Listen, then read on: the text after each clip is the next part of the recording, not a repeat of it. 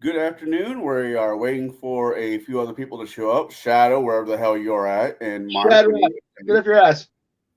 I'm here with Bo. Bo paints miniatures. He's got his own channel, which you should go check out.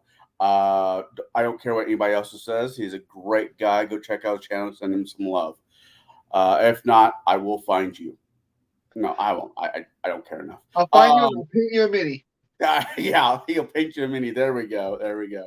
Today we will be talking about the 1986 Ferris Bueller's Day Off movie. But as you can see, it's just us. So I'm not going to get into the thicket until the rest of my motley crew shows up. But I just found out that me and Bo here have something in common. We both at one point did the same sport, or medieval reenactment, if you want to call it a sport. I'd say it's a sport. It's a sport, especially if you play full contact. It's a sport, right? So when did you said okay? You had a buddy that kind of brought you into the fold back when you were in high school. You said about 1991ish, maybe. So our friend of ours, Kevin, that darn cat, he had been in the Army in Clarksville. He had been over at where the 101st Airborne is, whatever that, I can't recall. Yeah, I think it's. But he was there, and when he moved back to Arizona, he brought with him. He had done dagger here there, and he brought it with him to Arizona, where we started a group, and it was a bunch of kids that. See, because Kevin's enough older than me that I didn't go to school with him, but I went to school with some of his siblings. And he had a copy of the rule book it was like a photocopy of a photocopy of a photocopy. And we started revising the rules on his, Apple II or whatever it was, or Mac something, back in about 1990. And we got a group together and we started making weapons, according to the rules. PVC, and we used camping foam mostly. And we did that probably off and on until probably 2000, really. And he sort of shared some of the lore of, where the things came from and, what was going on. But we just looked at it as an excuse to go down to the riverbed and beat the crap out of each other with, foam and PVC weapons. And we experimented a lot with, trying to bring medieval weapons to life. We tried to make a Warhammer. We had less success at that than making maces. We had a lot of success with maces, swords, spears, a lot of the, really simple stuff. We did make a couple of pole arms that were great. Even one that we managed to make enough of a point that we could use for hooking and tripping without tearing it up too much. And we experimented with different kinds of tape and different kinds of glue and, strapping tape for this way and duct tape for this way and a whole crap ton of 3M Super 77 spray adhesive. And we kind of got it down to an art, but I don't know, like all things, we all kind of moved away from each other. We never found another group really that did it exactly the way we did. In terms of, I don't know, I guess because we're a bunch of, just country bumpkins. We were all from the sticks and we were all of the philosophy that if you're going to hit somebody, you can't hit them nicely. So is there one weapon you liked over the other? Okay, now there's a funny story. The first time I was introduced to this group. Sorry, that's me. That's fine. That's great. So Kevin had a trunk full of weapons. Right. Now, he did not know me at the time, but someone told him that I should not be allowed to play because, I don't know, because I would hit too hard. Or I wouldn't follow the rules, is what they were saying. I would not follow the rules. So Kevin says, okay, he can play, but he has to take the spear. And at the time we had one spear, it was straight green, right? And I don't know if they still use the colors anymore, but in those days, green was only stabbing. No slashing, no hitting, only stabbing. So he had this spear. It was about 6 feet long. But I learned really early that if I held it just right, I could thrust with one hand, advance the spear with one hand, and just hold the shaft with the other hand, and I could get these low-angle hits to the torso and to the arm. They were fair hits. And I was just killing everybody with this straight green spear. and mind you, the group was still new, but I was just murdering everybody. And so at the time, and when Kevin learned that I wasn't as big a dick as everybody said I was, I sort of commissioned him. We got together. I gave him some money, and we made a halberd, a full-on halberd so it would have been red green, two-handed is red. Yeah. So it had this big red halberd, and we covered it with like upholstery cloth. It's really heavy duty polyester upholstery cloth, and the head on that sucker, Connell, was probably about 18 inches long. It was just big mamma jamma. And last time I was down there were still pieces of it in his backyard. But yeah, I did favor the two-handed pole weapons because of the great advantage that they had in I don't know. And then I had I don't know I don't know if the rules are the same, but at one time there was a subclass of very small weapons that were purple weapon, a purple knife, and it had so it was like a slasher, but it couldn't penetrate armor. But none of us had armor anyway, so it didn't matter. So I had it was a sax, basically a long knife, and I had that thing tethered to my wrist. So if anybody wanted to grapple, I could sling it from my hand, and if they got past the head of the halberd, we could finish him off with the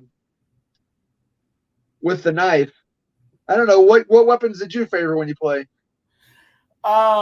Because of the units I was in, I got started with sword and shield. That was man. It seems to be mandatory for everybody. You have to start with sword and shield. There's nothing wrong with sword and shield. I just was never really my bag. Sitting in line and waiting for somebody to whack me always seemed kind of asinine to me. Give me a bow and some dag arrows. That's where I'm at anymore. I love arching. I like arching in real life. And the fact that I can shoot people in the face with a bow. Exactly. Almost everybody makes the same face, I've noticed. It makes me giggle. So staying in line with the meat grinder when we're young, I staying in the meat grinder and showing I'm Billy Badass was kind of cool. But as I got older, I really, really started appreciating the bow more and more. So I'd say archery is my favorite. The technology that comes to making these weapons. I mean, I've heard old stories where people are wrapping foam around broomsticks and beating the hell out of each other. From broomsticks to curtain rods to all these great stories. And some really nasty and horrible ones too. But the technology is improved so much. Sure. I've been in the sport for about 20 years. Longer than my marriage last. But I started in college. Okay. I know it's funny that most of the people we talk to start gaming, like RPG gaming in high school. I had nothing to do with that because I was a jock. I jokingly say I was a geek trapped in a jock's body. Right.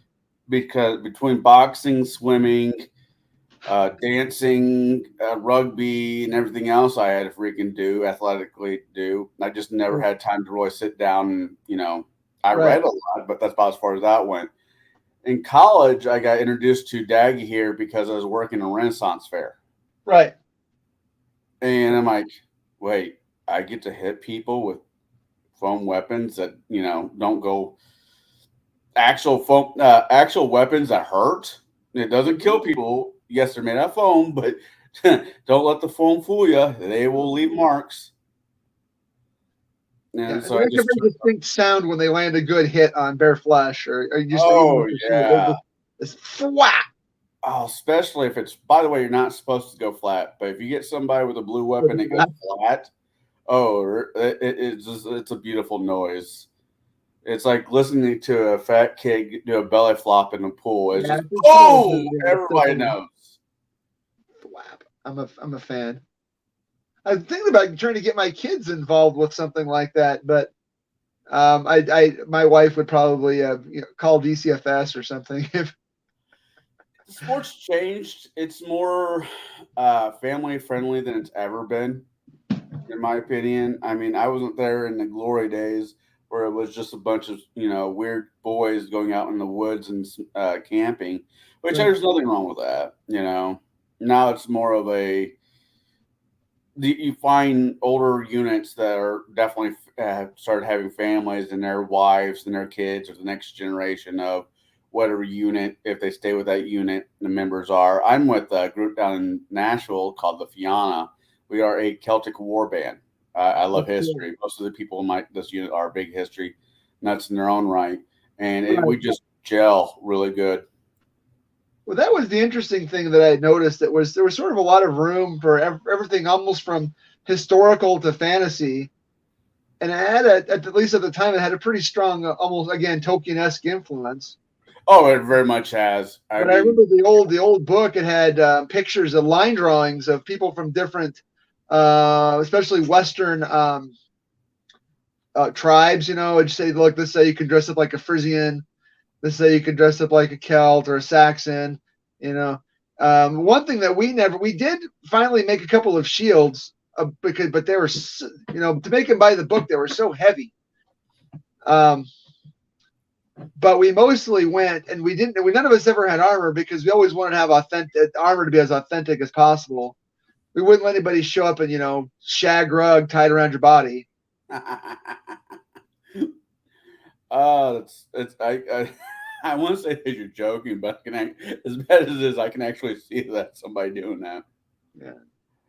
So we always Um, wanted to make authentic leather armor, but we never had the money to buy the basically rawhide to yeah. make like a Kirboili armor, which would be armor boiled in paraffin and then placed on a wooden form that vaguely matches the shape of your body.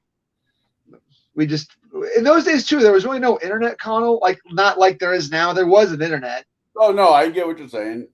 but now if you wanted something like that, you could just get on Etsy and probably have it made tailored for you. Go to a big enough event. There's vendors there that will sell you leather armor Yeah, or what garb. Well, clothing, costume. We call it garb. yeah, right, right. Fortunately, Kevin's mom was a really good seamstress, and she was also really good at hiding machine stitches. You Oh know, wow. hiding them on the inside. So finding. Plus, we were always going to uh, secondhand stores and hand-me-down shops and yard sales, always looking for things like linen and muslin clothes that we could repurpose, especially um, looking for pieces of leather like vests and stuff that we could try to repurpose and make it look good. But really, we were more about the battle first and everything else second. Um, Everything took a backseat to the beating. for the most part, there's still a lot of units out there that way. My units, we try to be as historically accurate as we can get away with. We wear a lot of linen. Um, I mean, just really depends on how much money you could throw at it. It can be extremely cheap sport, which if you got somebody who can sew and you're able to do that, or it can be extremely expensive. It Right. just really depends on how much money you want to throw at it. I mean, I will go buy a just normal tent, go to Walmart and get a tent that's big enough for me, and not think twice about it. Where I got cats in my unit, I need to get a canvas tent. A canvas tent to be more period. And in the back of my head, it's like those canvas tents weren't invented until like Civil War era. But I'm Right. gonna let that be. Right. Right. You There's have like to sleep outside under you. Just roll yourself up in a fur and which don't get me wrong, I would love to have a canvas tent. I don't want to put one up. They look like a pain in the ass. They are a pain in the ass to put up, and they're a pain in the ass to put down. Actually, the technology of them have gotten better. Where my buddy has a tent that's a canvas bell tent or something like that. All it takes is for him to put it up by himself, Uh-huh. and it's just one large pole going all the way up, Right. and it works. But yeah, this sport, it can be as expensive as you want it to be. And Right. armor, you'll see leather armor out there every once in a while. You'll see like metal armor out there, which I worry about those cats. Chainmail. I did chainmail for a while for a side hustle. I'd make shirts. Oh, the thing I always liked about Dagger versus something like the SCA is that it should be something that's much cheaper to do, and it shouldn't have nearly the politics, right? You would think. I shouldn't have to kiss your ass because you're the lord of this domain or whatever. Well, you know what made my character's a barbarian and he spits in your face, whatever. You're not my king. I didn't vote for you. I it's it, Politics finds its way into everything. It's definitely politics that's found its way into Daggy here in Belgard. For the most part, it can be ignored, and unless you really want to get into it and just go out, have spend a weekend or a long week at some of these events and have a good time Oh, yeah. and meet some awesome people. And get rip roaring drunk. That does help. Not Uh, judging, just guessing. Man, I like sitting in my chair next to the fire. I like lighting a cigar and drinking out of a curved horn with friends. And actually, I do have a couple horns now that I think about it, but I have one of those horn cups that were made famous out of Game of Thrones, where it's Right. half a horn with the wooden bottom or something to hold, which Right. makes it a whole lot easier, to be honest. I'm like, hey, I can put you down on the table now. Right. Yay! Yeah. Yeah. I was gonna say when the one I had when I was a kid, it was not really period accurate, but it was sort of a ceramic. No, it was a stoneware. It was almost a cone. You couldn't put it down until it was empty, and it had like a leather, thong on it, and I could throw it over my shoulder and just drink out of it. And then but you couldn't put it down until it was completely empty. So, but Yeah. I don't do stuff like that no more. So that's Should get but back into it. Bring your kids out and your wife. Show them that there's a thing called grass. yeah, yeah, that's true too. Well, there are a couple of really nice parks around here. And the Jordan River runs pretty close to my house, and there are a number of parks that are owned by the city and county, so they couldn't kick you out, right? I mean, unless you're doing something really stupid.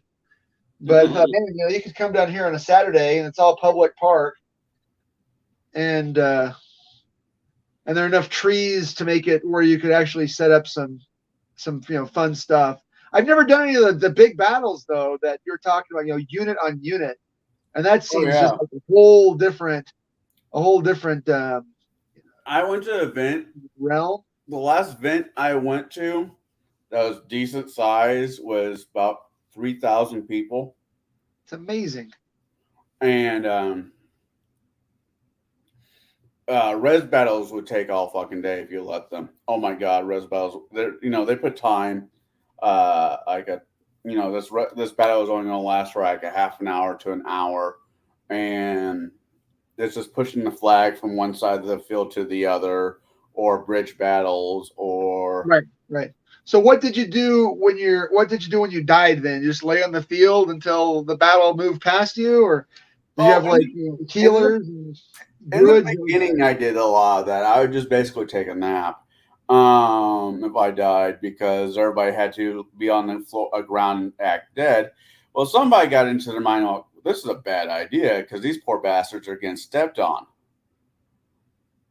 So there, those if once there's like a large number of people dead on the ground, they will say hold, which was the pushing the stop button more or less, and Right, dead leave. Dead, go to the side. Dead, leave the field, go to the side, wait till the end of the battle. If it's one of those type of battles, because at one point, you're doing more tripping over people than you are fighting. right. Res battles, you basically get whacked. You put your hand over your head, and you go to wherever the res site is. And it's Right. normally a herald saying, good, good. You had to touch the herald or whatever. I know in the old days they used to allow magic, but not the magic that not No, like I know that to heal someone or bring him back, that there was supposed to be like healers that had the poem that they said or count yeah, had to be so many syllables. it had to be like 100 syllables or something Yeah. like that. Yeah. I never Um, experienced it personally because we never really had enough people to make it worthwhile. 300 plus people, no, 3,000 plus people, and you got to imagine maybe out of 3,000, maybe I don't know what the number would that be, 1,500 were there to fight. Sure. Yeah, that makes a big difference. So that's I don't think we ever had more than about 20 at a time, but considering we grew up in a town with less than 2,000 people in it, Yeah, even no, I having get it. I get it. I lived in Charleston, Illinois when my wife was in college, and I'm like, well, I had another buddy that lived by. Me and him were talking. It's like, hey, we should start a chapter here. He's like, okay. So what are we gonna do? I'm like, well, the best thing we could do is just basically go out to the field and start beating on each other and see who shows up. he shows up, yeah. We're just recruit the looky loos.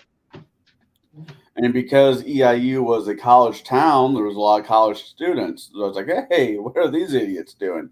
And the high school kids wondering what the hell these idiots are doing. Yeah. And the cops wondering what these idiots were doing. We used to call those. I just remembered that. I hadn't thought about that in 20 years, but Connell, we used to call those guys fodder. I can see it. I can see it. Oh no, I know. I'm on the field. The highest numbers we'd get for any practice was probably about 30 plus because we were feeding off the local college and the high school. So we lucked out that way. But I had a cop, sirens go off. These cops come running on the field. It's like, is everybody okay? Is anybody getting hurt here? Put down the bow. And oh, wait. Since I'm the grown up here and responsible one, I should probably go talk to the police officer who's got my bail money. And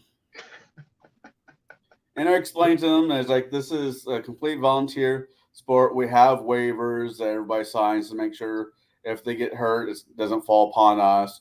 And just paying no deal. And he's like, can we see what you're using? I'm like, sure. I go over to my stuff. I break out my sword. I'm like, this is what a sword feels like. You can hit each other. They still do the weapons test where you hit it as hard as you can against their back. I wanted to. There was a few times I thought about it, to be honest. And I'm like, I just handed to one of the cops. I'm like, this is what it looks like. Go ahead. If you want to hit your partner, I'm not going to say anything. Just trying to be humorous and funny to make it, trying to lighten the mood.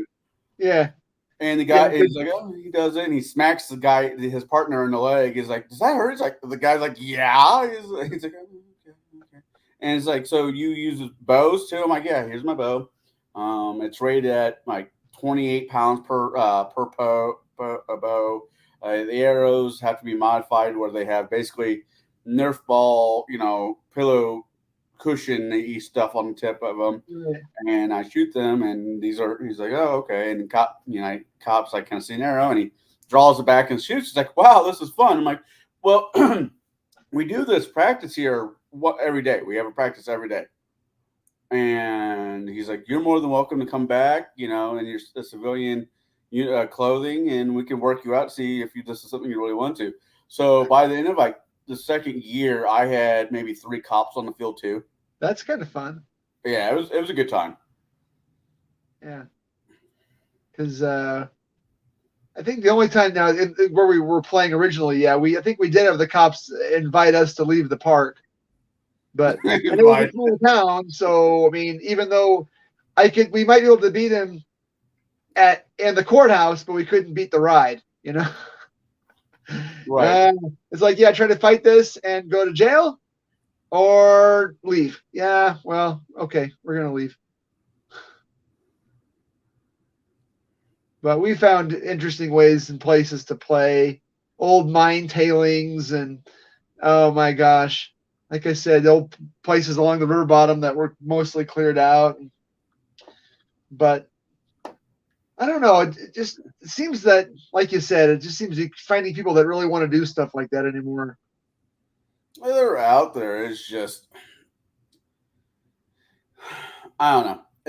I made this joke on somebody else's stream when it comes to being a professional DM, and this kind of that gear kind of falls into that too. Is you can get them earlier if you can get them young and live and getting hooked into the sport or into the hobby. They're going to be forever broke. I'm not going to say they'll have money on their hands, but they'll be forever broke. But they're normally not getting themselves into trouble. Right. And this is not Boy Scouts of America. This is not Big Brothers or any other program like that. Which I'm not saying those are bad programs, but that's not what we are. This is very much not what this is. But if you hook up with a decent group who has the same philosophy of life and maturity levels that you want you and your family around, it's a good time. You're saying that your group has your maturity level, Connell. It varies. I'm frightened. I am considered one of the elders, which just scares me. Just grognard. Yeah, I've been around for a while. Yeah, there's definitely the sport has a place for everybody, as long as what your activities and your enjoyment is socially acceptable. Because if it's not, you'll be drummed out fairly damn quick. Right. Right. And that I don't have a problem with. Again, I mean, like finds like, right? Right. And there's a lid for every pot. So if you're doing this thing, eventually you should be able to find people that you gel with. At least a drinking partner.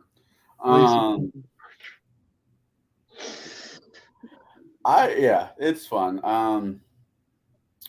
My kids kind of was interested in for a while, but I had them at half the time, so I wasn't able to give them the full experience.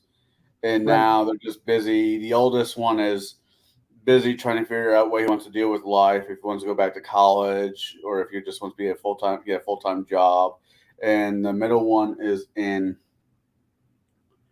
high school back in Poseyville, Indiana. Good luck finding that place on the map. And my youngest daughter is 13, and she'll go camping with me still. She'll go and have a good time, but I think it's just to make daddy happy. Right. So. Right. Yeah, I hear my oldest boy is starting his senior year, and he's decided that he is taking all the hard classes.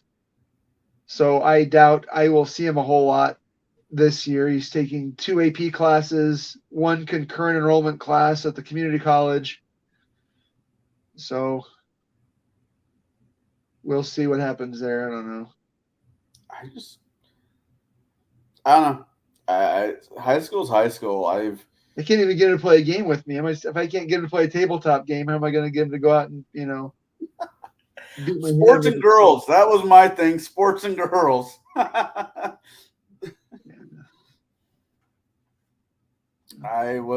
don't know. I'm a smart guy. I did well in high school. I didn't really have to study all that much. No. College was a different story. College was a new name for bar. Right. Yeah. College. It's not college. It's a bar with the $40,000 tab. Yeah. Which, thankfully enough, I had a scholarship the first time I went, and yeah. But that's good. Wish I can do that whole scenario over, less partying and more actually studying. Okay. Yeah, well, the first time I went through school, I about flunked out, and it took me a while to go back again. And when I went back again, I was actually married, and my wife, she said, "No, you're not going to have these shenanigans. You're going to go to college. You're going to get good grades. You're going to get a job, and you're going to support us all." And that's exactly what happened. So Yeah, and I get that. I don't know. I did not have a thumb on my head or somebody. I was basically let loose in a small little college town where people that should help and support you are telling you, "Hey, let's go to the bar tonight." yeah, My biggest concern was being able to make it practice the next day, not so much make it to all my classes. I had to be all my classes. The body was there. I was still working over the last night's a binge. Or the mind is strong, the flesh is weak. yeah, I'm on, guys. All right, Mark should be here anytime now, and God only knows what happened to Shadow. I had a message with him. He got all hung up on that Richmond north of Richmond song, and he texted me about it about 3 times. And I said, okay, that I understand that, but I really hate these bandwagon jumpers and these people that do nothing but reaction videos. And I watched that video one time, and then my YouTube stream was plugged up with nothing but people that doing reaction videos to it. Probably about not kidding, probably 30. Yeah, And I had to go through for every single one and click on it and say, I don't want to see anything from this channel. I don't want to see anything from this channel. I don't want to see anything from this channel. oh, is that what you did to my channel a while ago? No, no, I haven't. I done that. Anybody that we know, even I haven't even done that to Driscoll's channel. I have not blocked his channel. I just, in fact, I get on every once in a while just to see if he's made anything that's gonna raise my blood pressure. I was I there's a few other cats, including him, that like to show Skyrim videos on the interweb. Yeah, I Uh, know. And I understand he made a girlfriend on Skyrim. I was thinking about maybe reviewing some of those videos with a few other people. I know Justin wants in, and Of just course he does. He's like your drunk little brother. I feel He's like sorry. you unfiltered. I have to be filtered. I don't have to be filtered, but Well, Justin's not. I it's something I learned when I got older. When I got into about 37, it's like I can't at 34, 37, somewhere around there.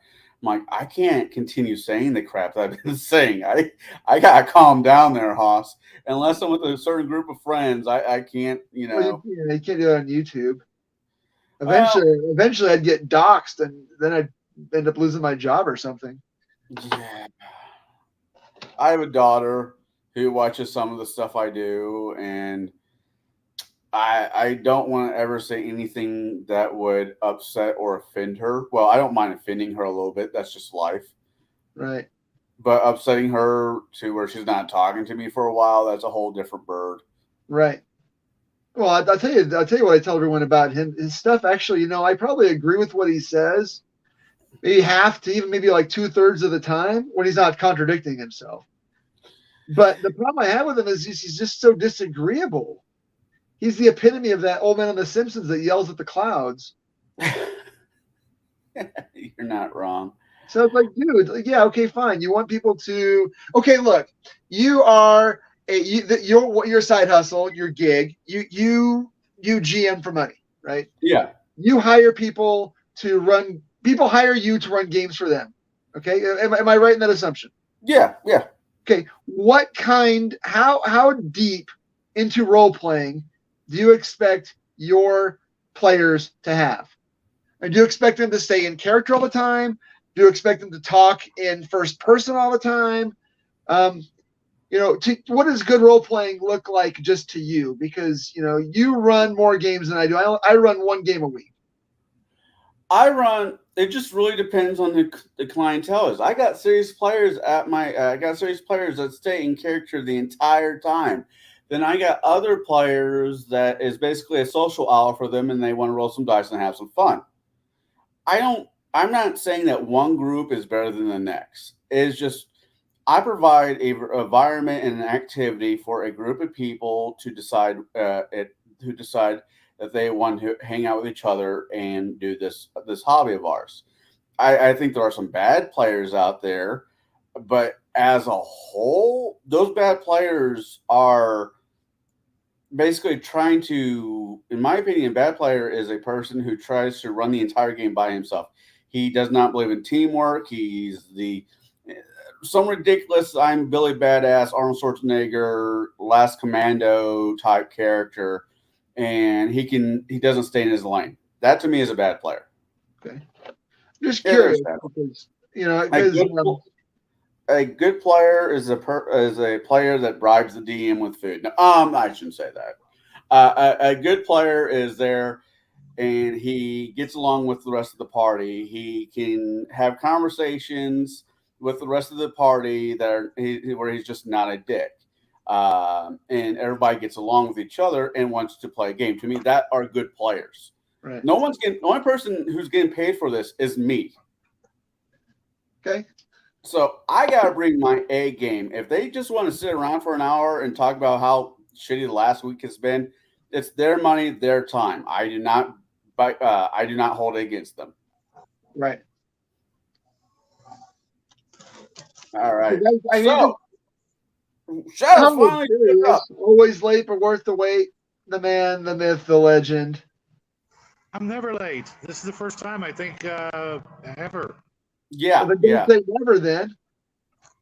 It's fine. It happens. Me and Bo here, we're talking about the glory days of throwing foam, which is awesome. We should do this more often, by the way. We should. What I want to do is there's a company online, I think it's called like bandpoles.com or something like that. Yeah. And I want to get online and buy it. You don't need them for swords, but for pole weapons, for spears and halberds and all that crap, you really need a good sturdy fiberglass or polycarbonate. Because it's doesn't bend and break like PVC can.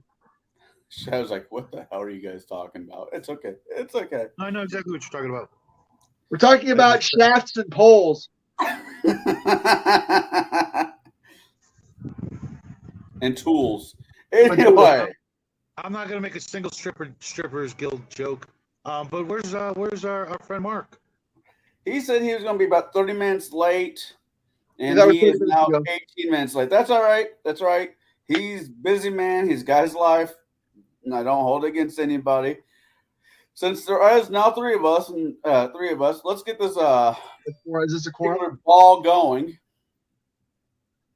So, who here has seen? Everybody here has seen the movie Ferris Bueller's Day Off. Yeah, Again, I trick just watched it, question. a little while ago, actually. Yeah. When was the last time? I just watched it like a couple days ago because it's not one of my favorite teen 80s movies. When was? Did you see it here recently, Shadow? Yeah, about an hour ago. Okay. What about you, Bo? I've seen it I know I've seen it this year. It's on one of the streaming services. I can't remember when the last time I saw it was, but I know that I've seen it a lot. All right. Prior to this time, Shadow, what were you going to say?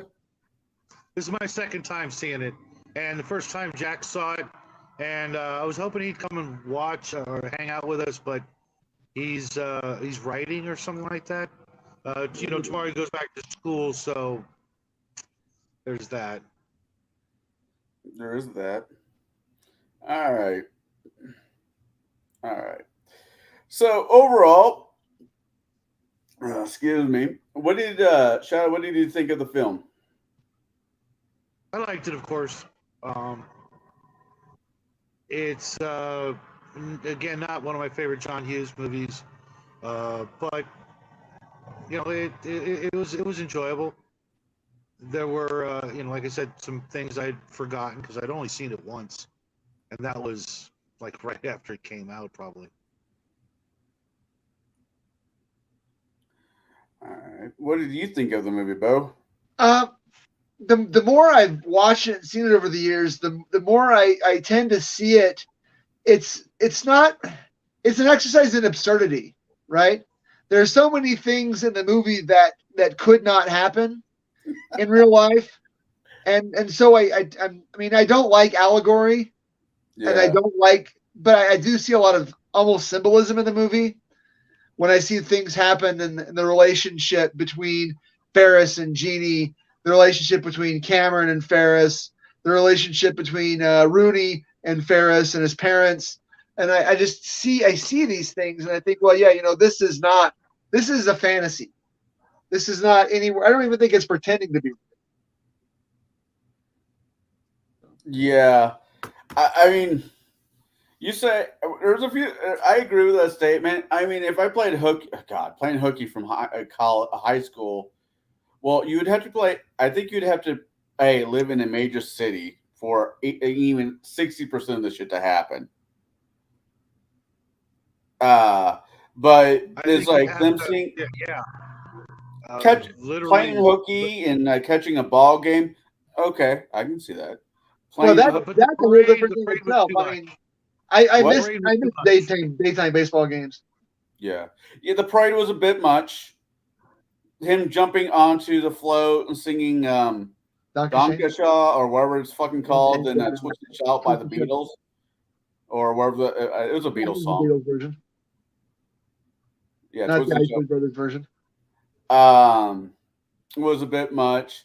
I did not know that Chicago had a stock exchange building. That was new It to was me. the commodities exchange, I think.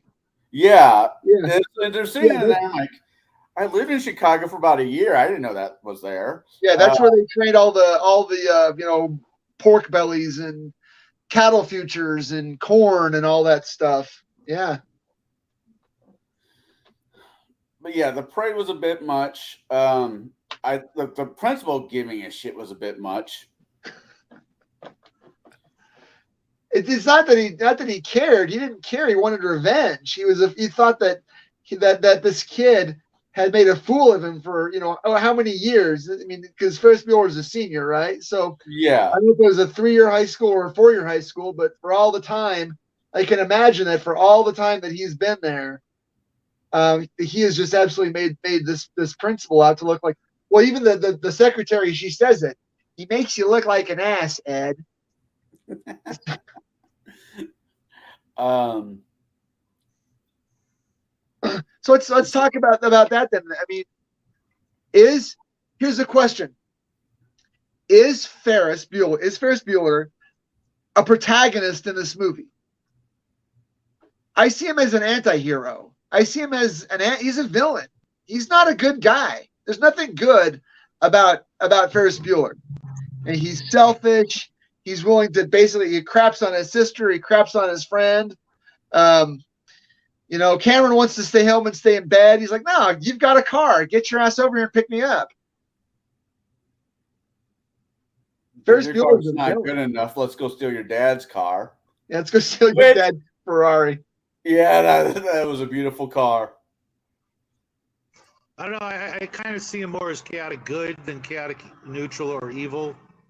They're definitely not evil. Not evil, selfish. To go with Palladium, I could see that. He's not bad. He's not a hero. He's selfish and manipulative and will do anything to get what he thinks he needs. He'll make a great lawyer. Fry cook on Venus. What about all of the things he thought he was doing for his friend Cameron? Cameron. The way he's put it, Cameron needs this. Cameron does need something, and I don't think those pills were it. I can think of a couple pills he probably needs, and anti-anxiety medicine and depression medicine. Happy pills. But yeah, I don't. Him pushing Cameron to get out is one thing. I don't know. With Cameron, I think Cameron actually does need that kick to the ass to find a way to enjoy life, because from personal experience, depression sucks. Anxiety sucks. And if you're doing nothing but home living in your own damn head, that's not healthy. Well, it's funny you should say living in your head. Yeah. What was it, Bo? No, living in your head. There's a fan theory. I don't know if you're familiar with the fan theory that the whole day was a fever dream by Cameron. Yeah, I've heard that. I'm like, there's too many other moving pieces for that to be a complete fever dream, but I can definitely see that. Because he went, if it was a fever dream, he went, oh, I don't know. The principal bumping into having a bad day at the Ferris viewer's house between the sister, the dog. Well, yeah, unless Cameron just imagined it all. Yeah, yeah. There was a sport guy who was actually trying to figure out when this movie was filmed, and he discovered because of the baseball game, the Cubs versus the Atlanta Braves. This movie was filmed on June 5th, 1985. So school should have been out. This should be him skipping school. This should be summer antics. But it couldn't be summer antics because that's the whole premise. I mean, what's the movie about? Is it a movie about one young man's last bit of rebellion against the system before he talks about it. He says, look, I've got to grow up. I've got to do grown up things. I can't act like this forever. Then he's going to college. Soliloquies with the audience, breaking the fourth wall. Yeah. I mean, normally I would ask if everybody had a favorite character in this one. Considering you really only have technically 3, I can joke and say 4. But I mean, if you like the principal, then okay. You could like the sister. I'll give you that. Sister's a viable option. You could like Charlie Sheen's character. Are you here for drugs? No, I'm not here for drugs. Do you have drugs? Well, you could like the 2 guys that stole the Ferrari. Yeah. The car is its own character. I don't care what anybody. The car does, and it's like even like Cameron's dad. You get this impression of him when Cameron knocks the car off the jack, dents the bumper. You don't love me, you love a car. You don't love me, you love a car. You don't love me, you love a car. Thwack! The car hits the garage floor and takes a header right out of that multi-million-dollar, multi-level garage. So there's a lot going on, even behind the scenes, things that are alluded to and talked about. You bought Jeannie a car, you bought me a computer, and then the mom says, well, I was going to take this commission money to sell his house and buy your brother a car. So it's a deeper movie than I think it gets credit for. All right, it's definitely a fantasy. So, who's your favorite character then, Bo? Would you believe it if I told you I had a friend growing up that was just like Cameron? I would believe it. That's never mind. It's never mind. I don't want to call this guy out. But I had a friend growing up who's always under his parents' thumb, and I did everything I could to bust him out in any given situation. I'm not saying that I'm Ferris Bueller, because I'm not. I got caught when I screwed up. He's the kid that gets away with it. But I think Cameron is the most relatable character in the movie to me. He's very relatable. Okay. Even down to the part where he's getting away with it. There's the scene where they're trying to break Sloan out of school, and he's on the phone, Ferris puts him on the phone, and he says, "Well, I can't do it." And Ferris says, "Well, I can't do it because he knows my voice." And he overplays his hand, and he says, "You'll be out there in 10 minutes by yourself," And then Ferris, kicks him in the ass. "Why'd you kick me?"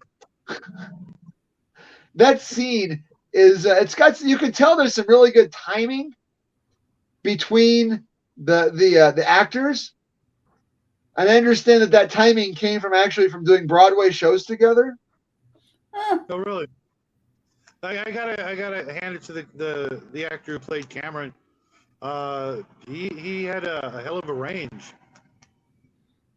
I don't know who he was imitating during that phone call. I know it was somebody famous of the era. Oh no, he was imitating Gilligan's Island, the rich bastard. Thurston Howell. So? Yeah, yeah. I still watch a scene, and there's a moment in that scene where he tries to hand the phone back to Ferris, and he has this emotive expression, and it's so sad and funny at the same time. And it's something like out of an opera. It's like he's channeling Pagliacci the clown. And it's just so emotive. All right. And every time I see that scene, that's just what I think of. I was like, look, there's Pagliacci the sad clown. I can definitely see that. Not exactly I wasn't expecting using that as a reference point, but sure, I can see that. I can maybe on a hand, using one hand, I could probably count how many people I know that have seen that opera to begin with. What about you, Shadow? Who's your favorite character? Oh, easily Ferris. I literally got away with murder growing up as a kid.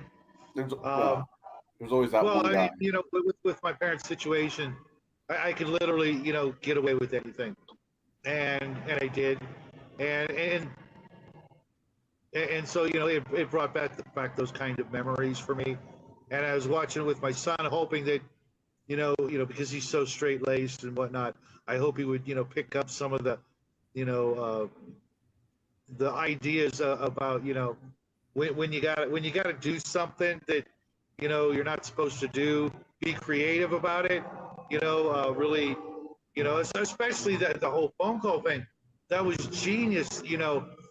Obviously no kid that age is going to think that far ahead to do all the different kind of playing phone tag that they did. You literally can't get away with that anymore because of caller ID and that sort of thing. But just that sort of thinking ahead of the possibilities to get away with what you're trying to get away with was just obviously it's a fantasy, but if you're going to do something like that, think it through and cover your bases. It's funny you should mention thinking it through. I mean, do you get the impression watching the film that this is a plan that Ferris had for months? That it's sort of like like a Kaiser Sose level of planning and layers of planning and accounting for contingencies in order to have this day in the city with his I family. I don't think he planned that far ahead. Isn't time wise? Maybe the night before he's like, what? Before bed, I can picture it before bed. You know what? I'm gonna do this. Think some of it through. Wake up. Think some more of it through. Just that he was, such a boy genius, obviously to begin with, that he could pull this off. And with some of the things he said at the beginning of the movie, how it was his worst performance yet. That because he'd done this sort of thing, 8 times prior. Knowing how to hack into the computer, the school computer, stuff like that. The kid was pretty bright, but whether he thought about it for weeks or what have you beforehand, I really didn't get that impression. I think he maybe getting all the noises onto the system, computer. As a kid, I had friends who had already done that and had no intention of using it that way. That was just a sort of a given. If you had that kind of computer, equipment and what have you, you'd have the fart noise and the ralphing and all that. That I knew people who had that. Right. I don't think this was. I think some of the activities that happened that day was off the cuff.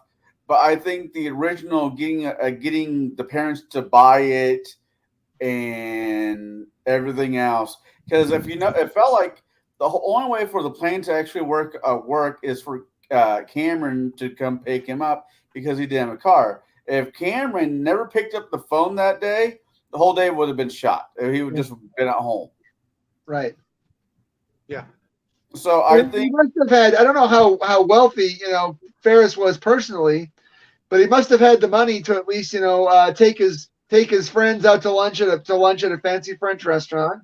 Well, he was rolling. They showed it the wad of cash in his hand a couple of times.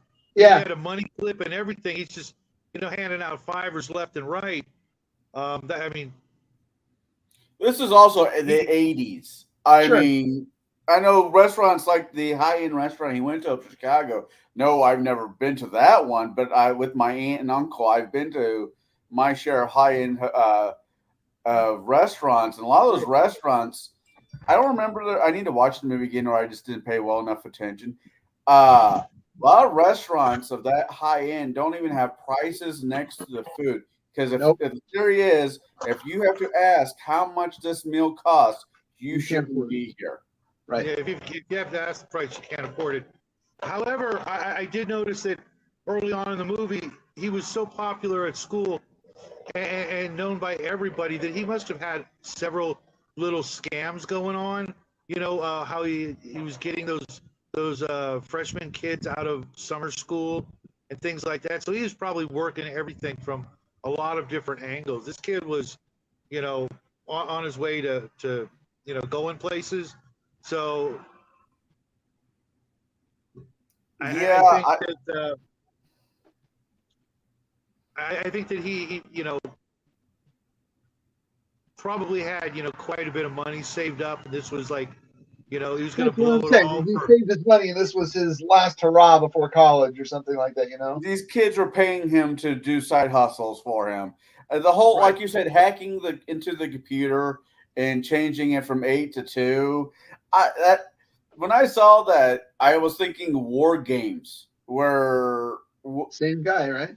Same guy, and he was smart. He was in a dean's office or principal. Was it a dean or principal? It doesn't matter. Enough where he saw the little piece of paper that had the password on, for the computer stuff written down, because at that time computers were still a new thing. Sure. And I mean, especially home computers. Yeah, home computers were a new thing. I remember like going to high school. Wasn't a high school, it was junior high.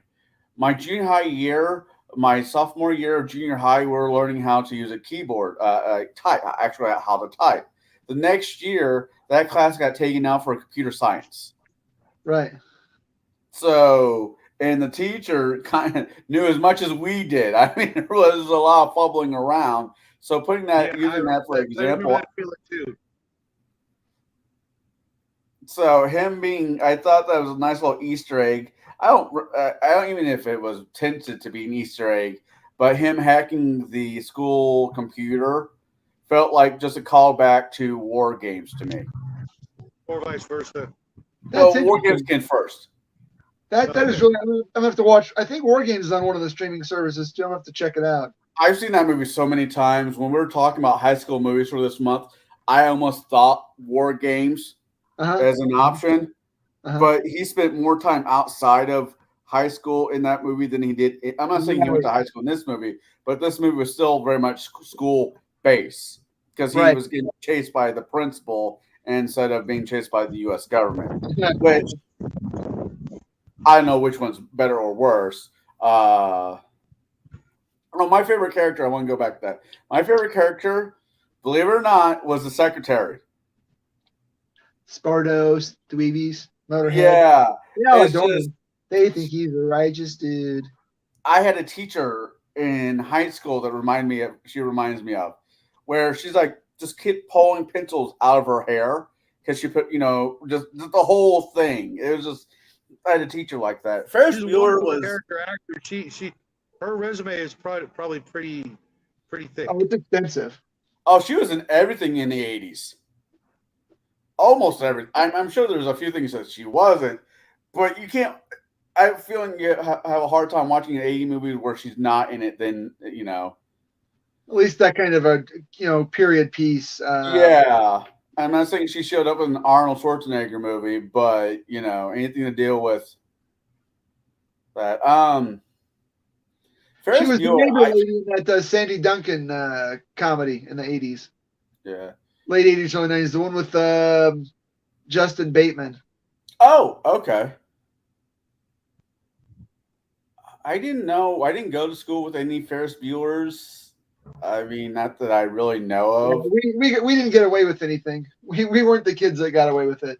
Cameron, I absolutely was. One of these days when I do my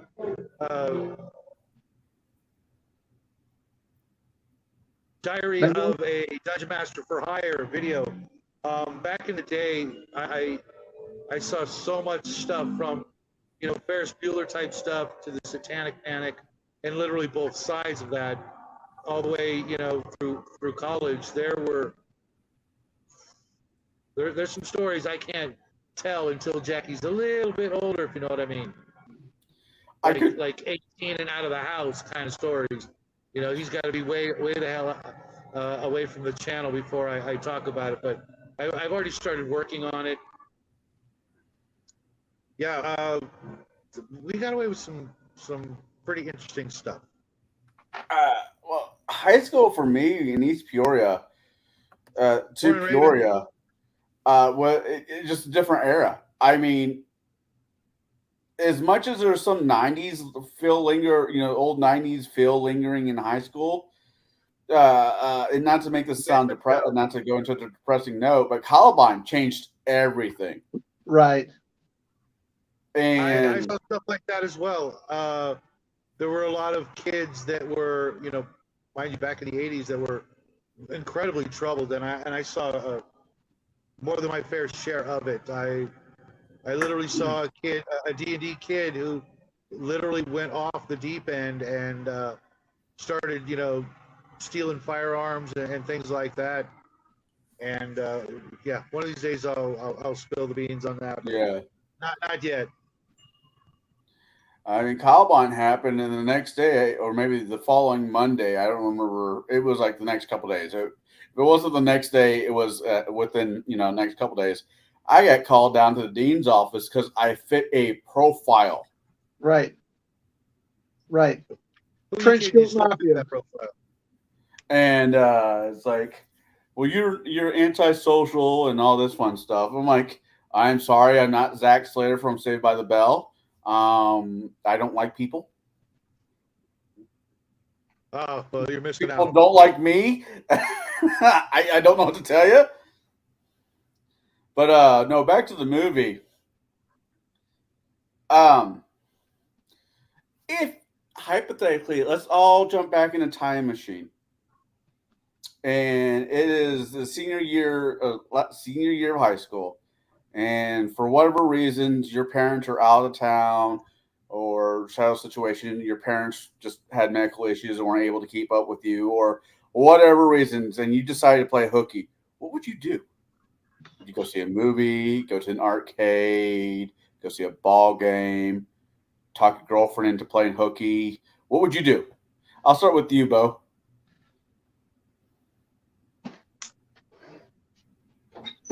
Hold on. Don't want to give your kids ideas? That's a good dad. If I knew then what I know now, Yeah. and I didn't, I'd have just screwed all the ugly girls. Every damn one of them. Wow. Inside of Bo, I never, ever. It's always the quiet ones. It's always the quiet ones. What are you talking about? Bo's not quiet. It's Mark. Mark's the one we have to watch out for. Yeah, I wish Mark was here. I would love to know his answer to it. Shenanigans as we speak. But I was a good kid, and I'm a good man, and I pretty much kept all the rules, but I probably should have cut loose more than I never did. I had to make. Oh man, we'll get into that here in a second. Uh, all right. Wow, Bo. What about you, Shadow? I probably would have broken several laws, several commandments, and indulged in at least 3 of the deadly sins.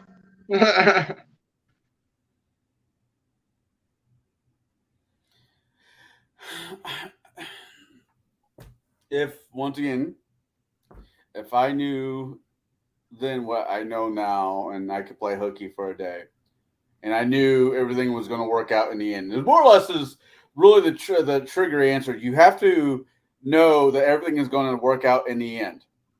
Right. Well, you hope, right? Right. Well, where'd the Shadow go? What would I do? Shadow's Wi-Fi is spotty. There's only so many things I could do in Peoria if I played hooky. Couldn't go to the mall. We did stuff like that. I think I would have went. I know what I would have done. I would. Okay, this is gonna sound really nerdy. You guys are gonna give me shit for it. If I would play hooky, I wouldn't be breaking any laws, any commandments, or anything like that. I would have hung out at the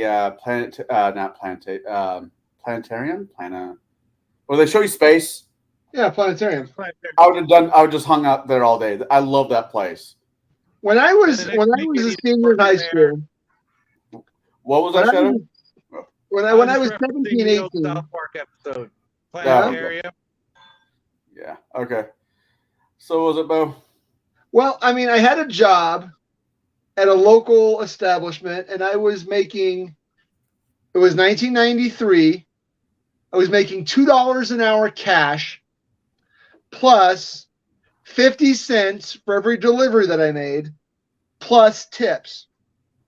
Now, in 1993, I always had at least $100 in my pocket. Gas was about $1 a gallon, maybe 95 cents a gallon. And I had this beater Chevy Celebrity, I think, but it got really good gas mileage. And we would just take off and do stuff like you were talking about. We would go to the mall or to the skate park or to the movies or whatever, But we didn't do anything like Ferris Bueller-esque. Nothing epic. Nothing really life-changing. My life was boring, man. The mall, I mean, Northwoods Mall, when I was in high school, the mall wasn't like it was in the 80s. Or even early 90s. The mall wasn't completely different then. Yeah, the mall wasn't dying out as of yet, but you could definitely see the change in the air when it came to the mall. The arcade has already left, or I would have went to the arcade. Aladdin's I think it was called Aladdin's Castle was our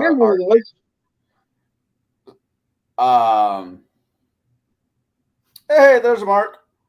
Let's ask Mark what he would have done on it. So many quarters spent playing Gauntlet. Yeah. Hey, Mark. What's up? Tell us your dirty secret. I got a question for you that I've already asked the rest of the panel. I think I had the lamest answer. It's all right though. If you know back in high school what you know now, and you could weasel your way out of a day of school, what would you go do?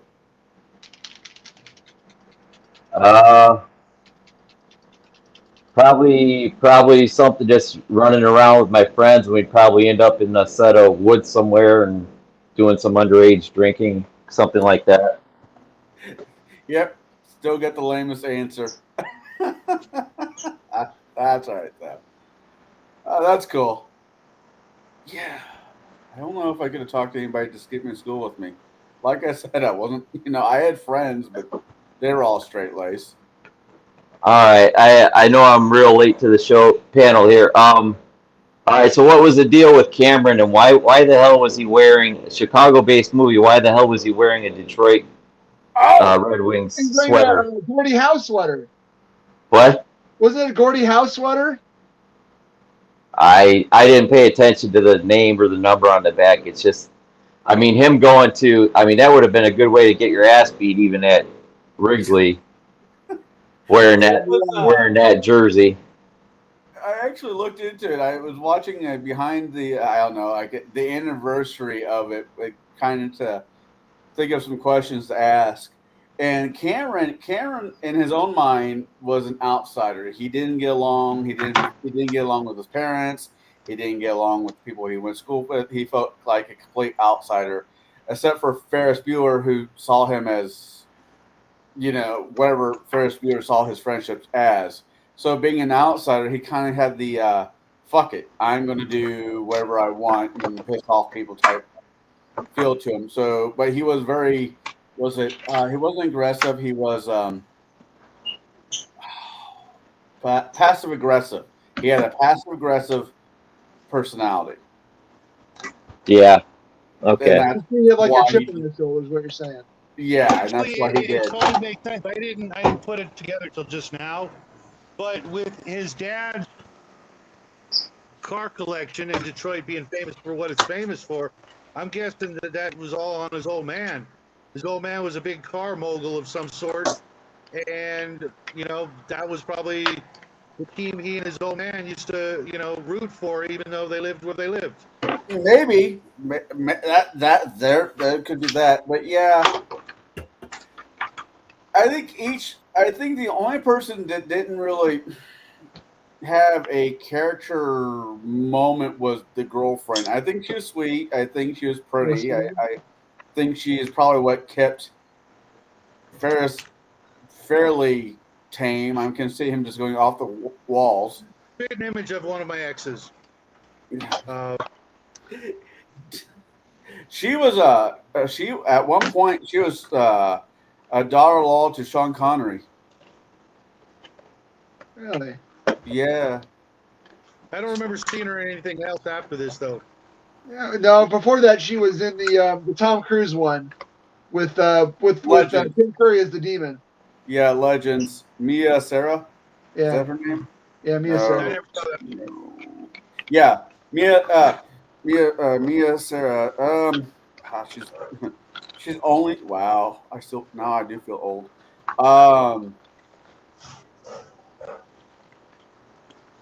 She's now married to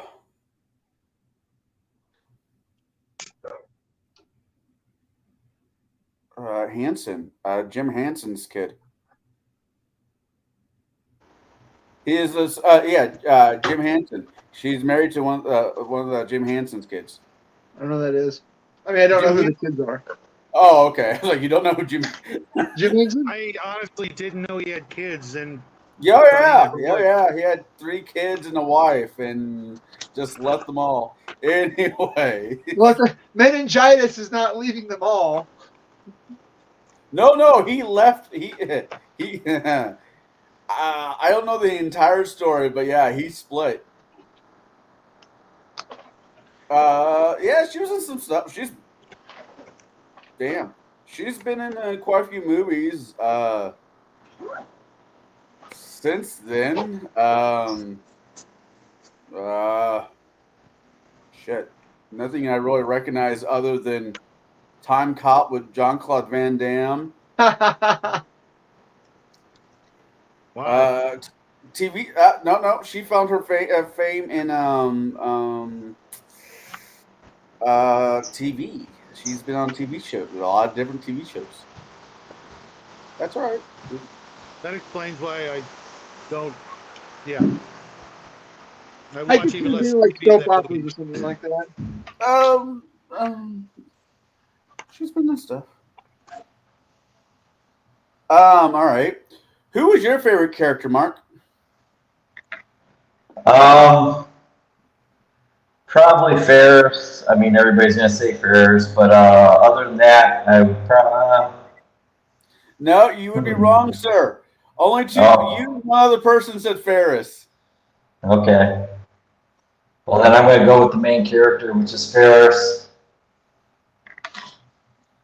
That type of personality is Although I throws me gotta at the admit, wall. even though Charlie Sheen turned out to be a total absolute Hollywood monster, his character was very relatable. Just gonna say that. Oh, yeah. His character was the part he had in this movie was the best. He wasn't playing a character. Y'all got that wrong. Yeah. He He's showed up playing. himself. I think I kind of alluded to that, but yeah. Why are you here? Drugs. Now, did they just stick him in this movie because his brother was in the others? They were together in Red Dawn. Yeah, he did Red Dawn. Was that no? But so did what's her bucket? Oh, the sister was in Red Dawn too. Yeah. Yeah. Well, the sister's claim to fame was Dirty Dancing. Mm-hmm. Jennifer Grey. Jennifer Grey. Yeah. She played quite Baby. a range. She was really good in this movie. She played the evil sister and broke down toward the end in the police office, showing a different side of herself. See, that's where I disagree. I think she was the good person in this movie. A little easy, but okay. I don't know. I don't judge her personal life. No, she's the one that doesn't Kind get of away wide out with it. there, She's right the out there in the relatable wide one. open. I think having Either that or siblings Charlie are. Sheen had a hell of a pickup line. I don't know.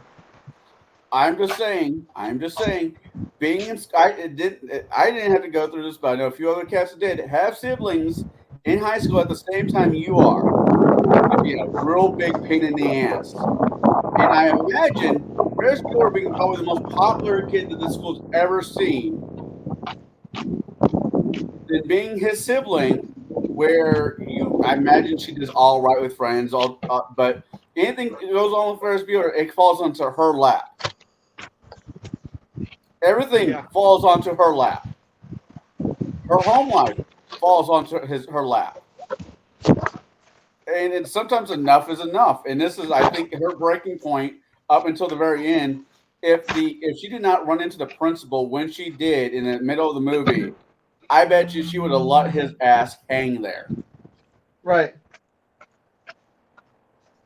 And he would have deserved it. Again, I don't know. The relationship, the sibling relationship is interesting because Ferris perceives her as the one who has the advantage, and she perceives him as the one who gets away with it. Oh yeah, she saw right through his bullshit.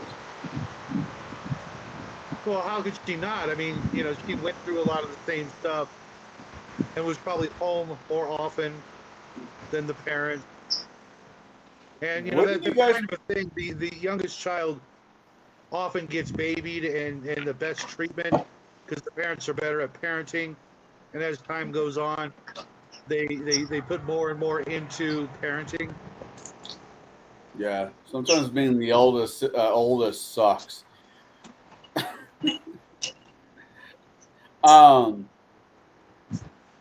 What did you guys think of the parents?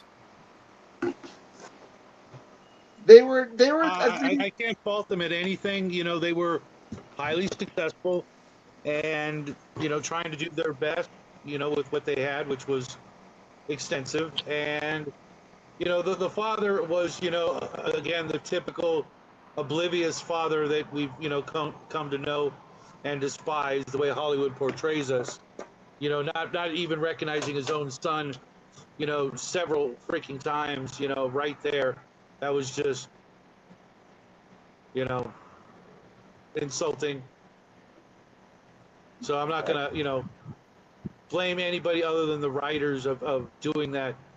My old man, with all his issues and whatnot, was no idiot and was there for us whenever he could, be there, and wouldn't have hesitated to notice us. Right. All right. What about you, Bo? Yeah, I think that the parents are like they're a parody to go with the rest of the movie. You know, it's a fantasy, and the parents are fantastical too. They obviously care a great deal about the kids, but they're idiots, and it's intentionally so because had they not been idiots, then Ferris wouldn't have gotten away with his shenanigans, his adventure. He couldn't have had an adventure if like if okay, my mom when the parents come in and he's sick, laying in bed, my mom would have said, "Get your ass to school. If you're really sick, the school nurse will call me." Yeah, I heard that a lot as a kid. Yeah, see, for us, give you an example. I missed 100+ days of my freshman year, all on my own, and I still graduate. I still, managed to put in more better than passing grades in some of my classes, and I had the ability to write my own notes from about freshman, sophomore year on, and nobody questioned anything. So it's hard to say, you know, if you, I guess, for the average kid, most kids, they would have never gotten away with, any of that, which is All right, most, Mark. most parents, if you're sick, uh, they're going to need to see better evidence. Gotcha. Uh, eh, okay, I'll circle back to that really quick. Mark, what did you think of the parents? Yeah, they were fine. It was just they were just there kind of for like a comedic relief and a plot device and just a way to move the story along and have some jokes and laughs, haha, here and there at them. But yeah, that's what their purpose was. But I wouldn't say they were bad parents or anything necessarily. You know, just this was just a silly movie. But yeah, that's my thought on the parents. Yeah, There especially was with a Cameron's parents, they really couldn't be anything other than what they were. We already had the bad parent or parents in the movie, even though we never saw them. It was pretty clear that nothing could compare to the villainy of Cameron's dad at the very least. there. My Alleged villainy. Right, right, sophomore right. and junior year of high school, both my stepdad and my mom both worked. They were normally gone by the time we got up to go to school because of their jobs. So as the oldest, I was had to be responsible to get my two younger brothers up and take them to school before I went to school. So I had to make lunch and all that stuff. So parents not being around, I get that. That was kind of a high school experience for me for the Cameron side of it. Parents just but this was the late '90s, early 2000s. This is not the '80s. This was at the juncture in America where I feel like it almost was not the beginning, but almost the beginning where both parents needed to work to make things work. No, no, that It, came earlier. did it? Because it feels like in the '80s, That's why everything you're the latchkey kids. the latchkey kids. Yeah, it just felt like in the '80s, mom was still the stay-home parent, and it wasn't until like the '90s at some point where, sorry guys, both parents need to work to make the whole married with children. The guy working at a shoe store in the mall, and they can afford a two-story, It was three-bedroom more house. it was more the era of you could have moms. Lots I knew lots of families that had stay-at-home moms, but it was uh, around that point where to prosper and to really go the next level, you needed that second income. All right, so it wasn't a mandatory thing at that juncture; it was an option. Okay. When I was a kid, it was not an option. It was a mandatory thing. Both parents, and it still is today, where both parents need to work to make the. And well, I'm not even going to go into that, but it's not even mandatory now. But the incentive for it to be the opposite is highly incentivized. Well, okay. So, well, I guess what I'm saying is Cameron's parents both working, or the mom's off on vacation and the dad's working. I don't know. They never really dug into it. I think the mom was a realtor and the dad was a lawyer. No, he was a not a lawyer. He was a Accountant or something? I think he was an advertisement. advertising. Yeah, advertisement. Right. He's an advertising agent. And I don't know what kind of advertisement, how much stress that brings to the table. I imagine it brings some. A crap ton. A crap And ton. I imagine trying to sell houses up in Chicago, you know, what the mom does brings a lot of stress to the table as well. But what got me, it wasn't the concept that the parents weren't. The parents did love their children. They were not wrapped up in their own lives. They were not wrapped up in their own work. But at the same time, they kind of were. It was when the parents walked into the house at the end of the movie. The sisters got not one, but she said 2 speeding tickets. I don't know how. Because, anyways, and the whole entry of the house had nothing but flowers. Get well flowers. Who was home to bring those flowers in if everybody was gone? The maid. Did they have a maid? I don't remember there being a maid. No, that was one of the things I was going to mention. That was kind of ridiculous. You know, And the fact that there wasn't a response by the parents. If I walked into my apartment and the whole front half of the door up into the first wall was covered with nothing but get well flowers. And did somebody send Ferris a stripogram? We'll get back into that here in a second. absolutely. Yeah. Heard But if, that you were feeling ill, headache, fever, and a chill. I'm here to restore your pluck. Yeah. yeah. It might have been a little bit more than a stripogram. I'm just saying. There was the guy on one of the screens, Andrew Anderson or something like that. Big time comedian. Wasn't big time at that point, but he became a big time comedian. Louis Anderson? Yeah, Louis Anderson, yeah. But anyways, no, just walking into my apartment or the house if I had one, and the front entry is covered with get well flowers. I'd be wondering what the hell, who let who into my house? And how many different times? Because if he's supposed to be sick, dying in his bed, you know, it's just it was. That's the whole point, Connell, is that again, this movie, as a fantasy, it only exists in a microcosm. There is no next week in Ferris Bueller's Day Off. There is no last week in Ferris Bueller's Day Off. Really, there's only it's very zen. There's only the now, because it doesn't. The movie breaks down if you try to look at it past that. Yeah, I get that. I guess if all those flowers were sitting outside the door, it wouldn't have made me think anything. I was like, okay, whatever. But the fact that we're in the house, it just kind of threw me off. Mm-hmm.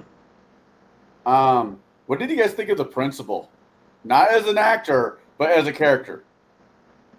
Well, how can you ask that knowing what we know about Jeffrey Jones and what he was convicted of, without remembering the creep factor that he always exuded in every single movie he ever was in? Even back then, I knew instantly what that guy was all about. See, I didn't mind. He wasn't a creep in Amadeus. He wasn't a creep in Deadwood. He wasn't a creep in Beetlejuice.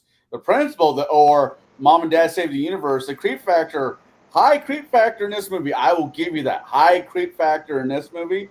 But I can just name like 3 other. What? Ghostbusters. He was in Ghostbusters. He wasn't. It wasn't him. Oh, it wasn't him. Okay, yeah. Okay. Granted, I'll give you that. They both kind of look alike, someone in the face, but 2 different guys. Okay. They're just both ginger. You're just a bigot. Clearly, that's not true. You guys all You're a saw control freak. You're a control freak. You guys saw the music video I sent. Clearly, I am not biased against all gingers.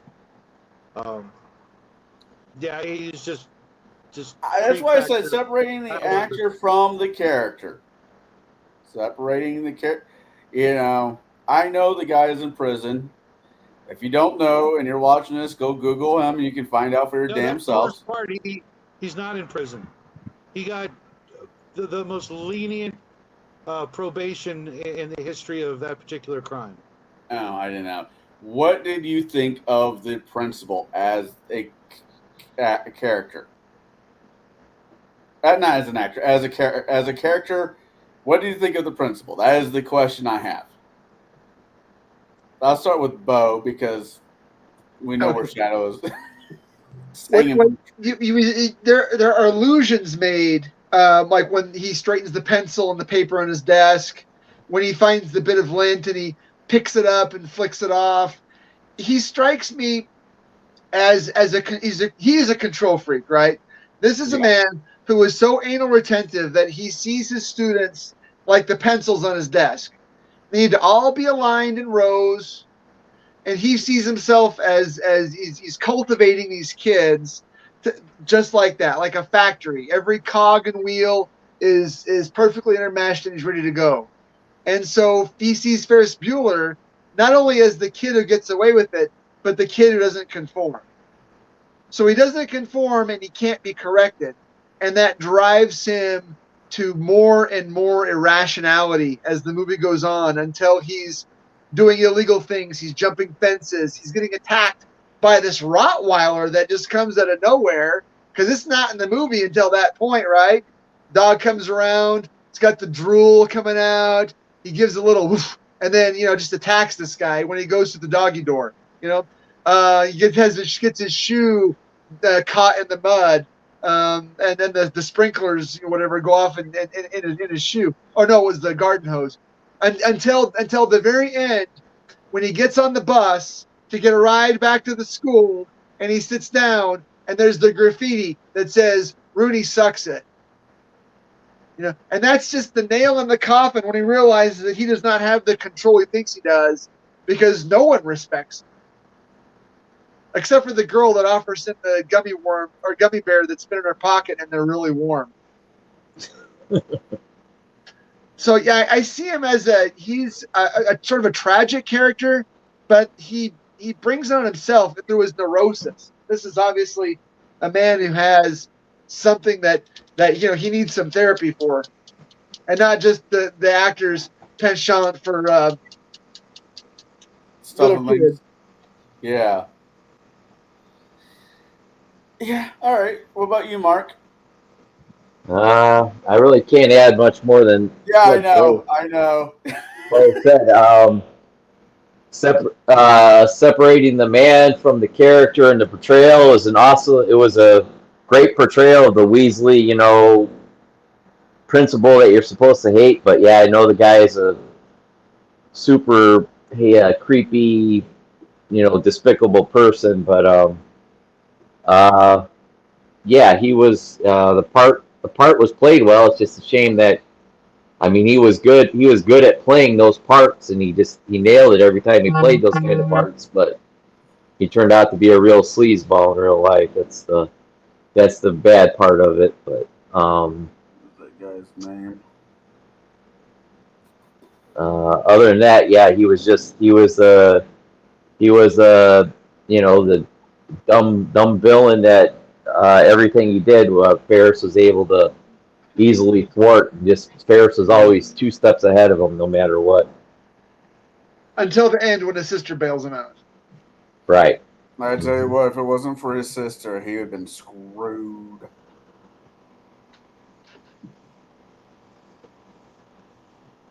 Well, he would have been in school with his girlfriend another year in high school. I guess she was a year behind him. Yeah. Yeah. And let's give it up for the sister for coming up with the instantaneous, exact, perfect excuse why he was not in the house. Walking himself back to the hospital. Right. I mean, that was some pretty quick thinking. Apparently, it ran in the family. Yeah.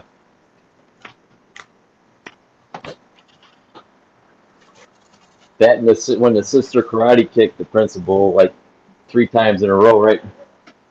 That was fun. Yeah. Was that supposed to be 3 kick or 1 kick from 3 different angles? Uh, One was I, I don't know. I thought it was 3, but but he's kind of the unsung hero in the movie. yeah. Yeah, yeah. Actually, hold on. I'm verifying. I'm looking something up really quickly. I think he's done as a principal. He hasn't been credited for anything since 2016. Well, he was first arrested in 2009, so that's frightening. Yeah. Or, Yeah, par for the course for Hollywood. Take your pick. yeah. Oh, I forgot he was in Sleepy Hollow. God, forgot about that movie. Oh Tim, yeah, he was. Yeah. Wow. He was. You're right. Huh. Mom and Dad Saved the World, one of my favorite movies growing up. Another one I haven't seen. You're not missing much. Well, Didn't he obviously, play? I've missed a whole lot of movies because I was just never a movie guy nor a TV guy. Too busy doing and getting away with other stuff. Oh, I don't know if I'm going to pick this for next month, but he's in one of my favorite movies, Howard the Duck. Yes, Oh best yeah, comic movie ever. Uh, I just love the groans. as a kid, I actually loved the comic book. Howard the Duck was, obviously, not meant for my age bracket at the time, but you know, when Marvel, they picked some gems, didn't they? Oh yeah. Yeah, no, I think the guy's basically got his just. Anyways, I mean, whatever. The guy was a His own worst creepo. enemy. What? His own worst enemy. Yeah, I think. I mean, You get a job at Baskin Robbins because Baskin Robbins always finds out. I like Ant Man. I like Paul Rudman. I think that's the only reason. That Michael Douglas is the only 2 reasons I saw that movie to begin with. It's like I I, like both those guys. I just like Um, making deep references. so I think the hero of the movie, and y'all can argue with me, is the sister. I think she is the true hero of this movie. She is the person we should all be rooting for. The fact that Save Ferris was painted on a water tower is a bit too much. Yeah,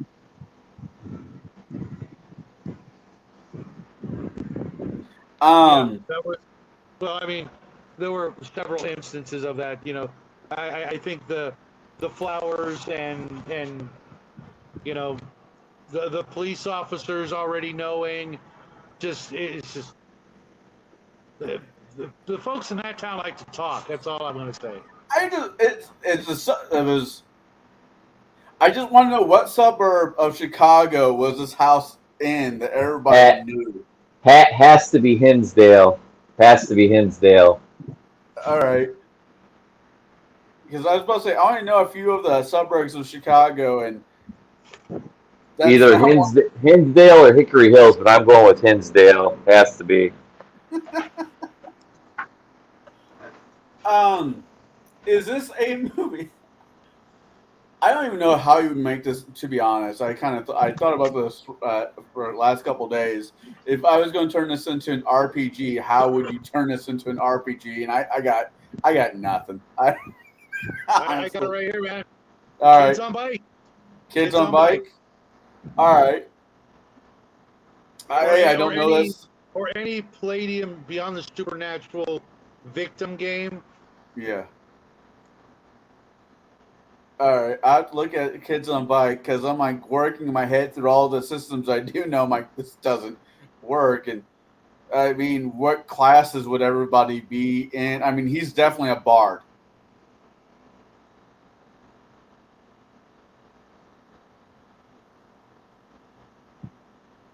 Second edition on up, maybe just a rogue because he didn't actually have any musical talent. No. No, but But he had persuasive talent. Yeah. He could be an orator, bard. I mean, that's like the one thing I kind of found fairly relatable to him is I can, as a teenager, I can talk myself in and out of trouble all the damn time. I could do in. I couldn't do out so much. Yeah, I am slightly a silver-tongued bastard. What do you think? If you're going to give Ferris Bueller a class, what class would he be, and what system would you run him out? I'm guessing Chad is going to say boys on bikes, or kids on bikes. Y'all agree with that? Because I've got one you might not have heard of, but it's got like every all the different cliques and stuff you would have in high school. It's called Dark Places and Demogorgons. It's got a stoner class. It's got a martial artist, 80s martial arts kid. The jock. It's got them all. Yeah. All right. What about you, Bo? It's basically BX more or less, like rules and stuff for the most part, but it's got special quirks for the stoner versus the jock versus the 80s pop diva and stuff like that. That's fair. Actually, now I just thought of something. I don't know if they've made an RPG for it yet, but I'll answer last. What about you, Bo? Call of Cthulhu 5th edition. I have Rooney as the cult leader, and at the very end, he summons an eldritch demon and eats them all. All right. Yeah, something like Fright Night. Or Lost Boys. Yeah. See, I was thinking Stranger Things. If Stranger Things ever came out with an RPG, I could run Ferris Bueller's Day Off through that. Isn't there a D&D version of Stranger Things? Literally, I think that there is. Yeah, there is. Yeah. I have heard that it's not great. So it's not. I got the. If it was a box set, yeah, it was just It was just supposed to be the.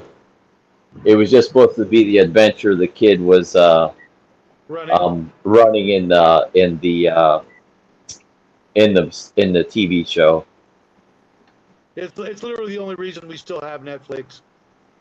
Yeah, I love that show. I love Stranger Things. There's a few other shows on Netflix that I really enjoy. Blacklist, of course, up until season 7-ish. After that, it really takes a nosedive. There's a couple cooking programs on there that's on Netflix I like watching. Oh, and Love, Death, and Robots. What was the other? Lost Kingdoms is fun. If you like medieval, not really historically based shows. But no, I'm sure there is already, but if they did a Stranger Thing RPG, I would be interested in seeing what they did with it. And I'd probably run Ferris Bueller's Day Off through that one. I'd probably run. Yeah. Bill and Ted's Excellent. This could also be, potentially inspirational for a heist game. Mm-hmm. Yeah. Obviously, this will only be a one shot because you're not going to stretch this into a campaign. Yeah, I maybe not a one shot, but not a full campaign. Maybe 3 or 4 sessions at most. At most. So, at most. If you're going to take out any scene of this movie that was not needed, in your opinion, I asked this about all the movies. It was just not needed whatsoever. What scene would it be? Mark? Oh, I was thinking about this. Thought you would ask this. That whole creepy thing at the end when he's talking to Cameron about when the girl was talking about when she was undressing or something, and him watching her when they thought he was in a catatonic state or whatever. Thought it was kind of creepy and weird, and I mean, if that girl's supposed to be like a 16 or 17-year-old girl, I've got a daughter that age, and it just kind of Yeah, but creeps me he's out also. thinking about it. Yeah, I get that, but he's also supposed to be a 17, 18-year-old boy, so par yeah. for the course. But that scene was just like I don't know what the real point of putting that in there was, but I don't know. It was just a Probably to snap him out of it, a little. yeah, maybe. And mind you, But the that movie was my was choice. aimed at that age group. Yeah, yeah, yeah. I remember seeing. I was like I think I was 13 or so. I remember seeing this at the drive-in. Actually, I was probably about 13. I think when this came out. 86, I was 3 years old. Yeah. All right, Bo. At the very beginning of the movie, before before Ferris decides what he's gonna do, and he's like playing the clarinet and talking about and watching I Dream of Jeannie, all that's really doing is showing the audience that he has 2 hours to burn before he even starts his day. So I don't know how necessary that is, except to show that I guess Ferris is falling increasingly into a state of boredom. I'm not even sure what that's about in terms of what's going on with the movie. I think you nailed it on the head. It's just him just trying to kill time until Cameron comes and gets him. Uh, Shadow. The parade scene, Uh, literally, absolutely, just over the top ridiculousness. Nobody holds a parade on a weekday during school hours, and then has the entire metropolitan area join in on the parade to the point where there would be news helicopters. It would be on every news camera in the local area for days to come. What happened? Who? I mean, he would be in so much hot water because everybody would have his face all over the news, at least that night and the next day. yeah, They showed the aerial scenes of the entire parade ground, the street just swarmed with people going crazy over, a 20-plus-year-old Beatles song being, lip synced by some kid who somehow magically, you know, ensorcelled the entire area. Every single person Pied Pipered up to the flow. Just why? even It's even too much. Cameron kind of called him on that at the end of the movie. He's like, "You think you can get with us?" Yeah. Even the parade, he's like, "No one who cares about me is going to watch that parade." And Cameron says, "My mom would," and he's like, whatever." Don't worry about your mom, right? Yeah. So yeah, even to be fair, Cameron calls him on that bullshit as well. Um, So they that probably had and what do plenty you of time think? to think about it, up until that point. It's like, what did we just do? We spent Right. half I the mean, budget of the movie on this scene. Cameron basically says Ferris Bueller is going to be flipping burgers when he grows up in the movie as well. I think Cameron actually had Ferris's number most of the movie. It just knew exactly who he was the entire time. But for me, the scene that they could take out, there was part of the parade that I just did not appreciate, but I'll leave the parade alone. Um, when the principal goes into the bar, because that's where a high school kid's going to be, and he's looking around Oh at the yeah, the girl. pizza slash bar, he goes up to the young lady that looks like she could be the one who sings "I Love Rock and Roll." Joan Joan Jett. Jett, not Yeah, even close. I was thinking any one of the Bangles more than Joan Jett. Joan Jett was famous for the black hair and eyeliner. Not well, she had The black not hair. no, she didn't. Because I, she looked like Ferris from behind. oh, I thought she had black hair. It It doesn't was matter. dark, but Well, I we just call it black. the whole scene was. I'm like, we could have done without this one. yeah, that's You're right though. another one. Um, the scene where you had all those African American dancers coming out of nowhere and dancing in the parade. I'm not saying that it was horrible. I'm just saying it's not needed. Was not needed. It was just so over the top that it made the movie, Yeah. But the movie was supposed, in my opinion, the movie was supposed to be a little bit over the top. No, absolutely. Yeah. Breaking the fourth wall, the first opportunity was, let you know what we're getting ourselves into. This is not a serious movie. All right. Well, we got 10 minutes left. Is there anything anybody really wants to say about the movie? One last question.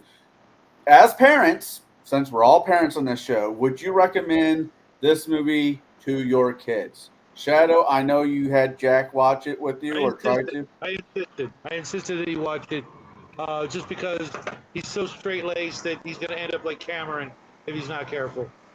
Yeah. Well, no one needs to be depressed and not have that much anxiety. No, not really like that, but you know what I mean. Though. Yeah. You bet. No. Depression and anxiety can't sneak up on you. Be careful, ladies and gentlemen. What about you, Mark? Yeah, I would. My daughter's kind of a fan of all that, like, 80s stuff, became real popular with Stranger Things and that. So, yeah, I would have her watch it. I think she'd enjoy it. And then, I like this movie too for all the on-scene locations of Chicago. I think this is maybe the second best one, showcasing Chicago in a movie next to maybe the Blues Brothers or something like that. But yeah, I'll give you that one. Blues Brothers, this movie, the second Batman movie did a pretty good job with Chicago. But yeah, I'll give you that.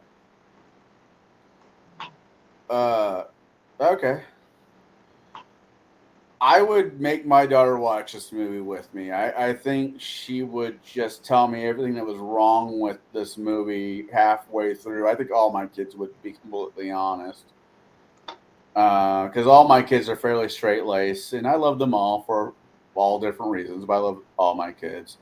Do you think we get a little bit more time, and that one was answered fairly quickly. Do you think a movie like this could be... Yeah, I'm sorry, Bo, would you have your kids watch this movie? My 17-year-old, yes. My 13-year-old probably not. Not to give him ideas. Well, I don't know. I mean, movie ratings in the 80s were kind of fast and loose. Fair enough. Compared to now. Look at Indiana Jones and Temple of Doom. And it's like, and I think that it's a little too, some of the themes are a little too adult. I mean, is it like Fast Times at Ridgemont High adult? No. But it's a little too, for a 13-year-old, I think it's a little too adult. I agree. My daughter's 13. But my daughter wanted me to take her to go see the Scream movie. So I don't know. I mean, my daughter is just as twisted up as I am when it comes to her humor. So I don't know. Actually, I think she's slightly not as twisted, but she has her moments. All right. Last question, then we'll do our wrap up. What was the last question? Do you think if they did not make this movie back in the 80s, but tried to make this movie now, what could it be done?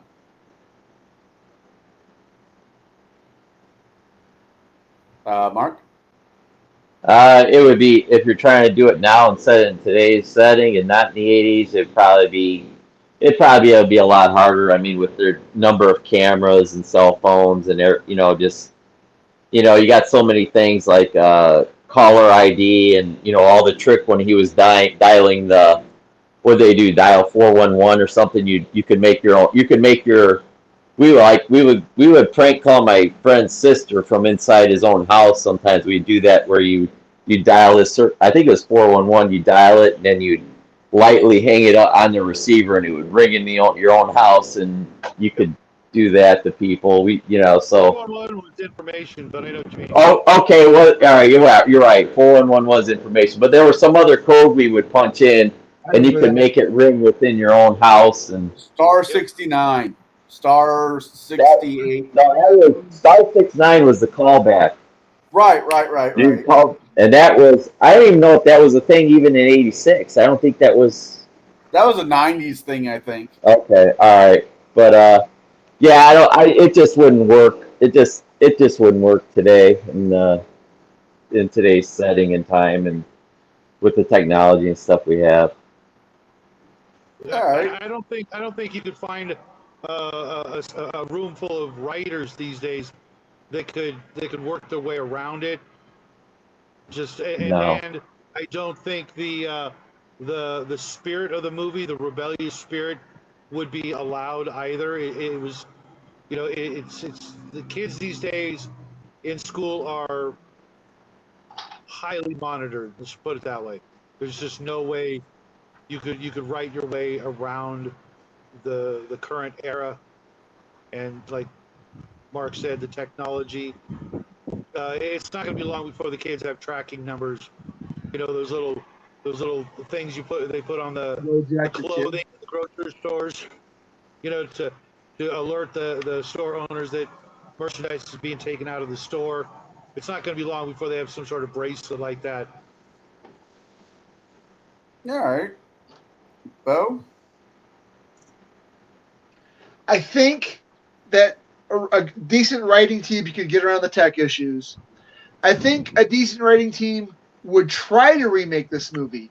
I don't think you could maintain the feel and the aesthetic of this movie because of woke culture and movement. Again, they would call it white privilege. You know, you'd have to race swap everybody, and you'd have to make it. I mean, honestly, looking at what the big corporations have done with films, I don't think that this movie could escape that. But yeah, I'm really surprised they haven't already tried to remake this movie. So there was supposed to be a sequel about him doing basically his senior year of college and him doing it again. But the Matthew director. Broderick is like 60 years old. Well, no. This was back. This was like back. This was like 2 years after the movie was made. They thought about doing it basically again with him in college, but it just never happened. I think this movie could be remade in the same way, but it would have to be. Did any of you guys read the movie or saw the book Ready Player One? Yeah. If a group of him and a group of friends basically played hooky from school and got onto a virtual world like Ready Player One was, it was all virtual reality, type situations. I think that could be the way that you do it. You can make Ferris Bueller be an elf. You can make Cameron be whatever. You don't have to worry about the whole rate of white privilege because they would be playing avatars instead of actual people. If that makes not actual people, but actual, you know what I'm saying? But yeah. I can see them doing it that way. I'm not saying it would be great. I'm just saying today's technology. There's already already several movies out there about kids jumping into virtual reality type worlds out there. There's a shitload of animes about it. I think if the writers wrote it from that direction, and it wouldn't be this year, it'd be 2021, 59 or whatever. It'd be so far in the future that whatever. I think they could pull it off that way. But out of respect for John Hughes, who's been leave it the fuck alone. Yeah, leave the movie fuck alone. You know what? I could almost see them trying to rewrite this or use this as an inspiration for like a breakout movie. You know, like a kind of getting out of like a private school kind of thing. Yeah, I can see that. All right. That was the last question I had. Home and Al, if you watch this, thank you for picking out this movie for us this week. I hope you have a good time with your family. Sorry that you're not here, but family should always take more importance than hanging out with us numbnuts. Because you never know how long they'll be around. All right. Bo, what do you got going on this week? Painting Sisters, work tonight, work tomorrow night. Hopefully I'll have the Bo Paints Minis video out this week. If anybody has any topics they'd like for me to cover or address, I'm open to talk about while I paint. Otherwise, hopefully inspiration will strike. Try to get a little bit of game prep in this week.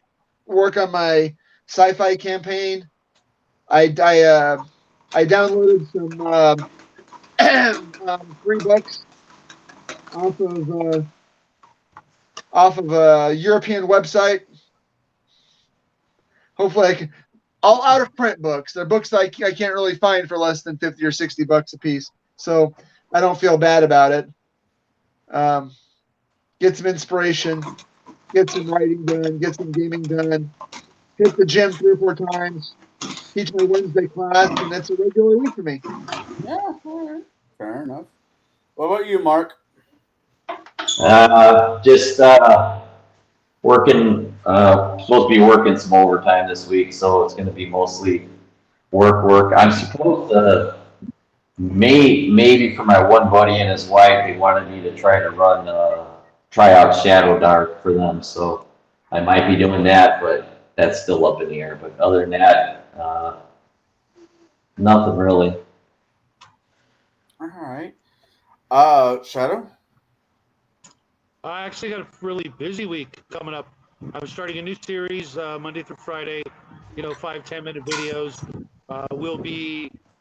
Jack and I got a couple of videos planned for the week, including a craft video, something we haven't done in forever.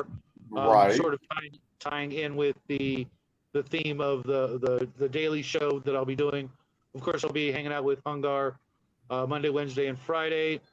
And a bit of a challenge for you viewers out there, so stay tuned.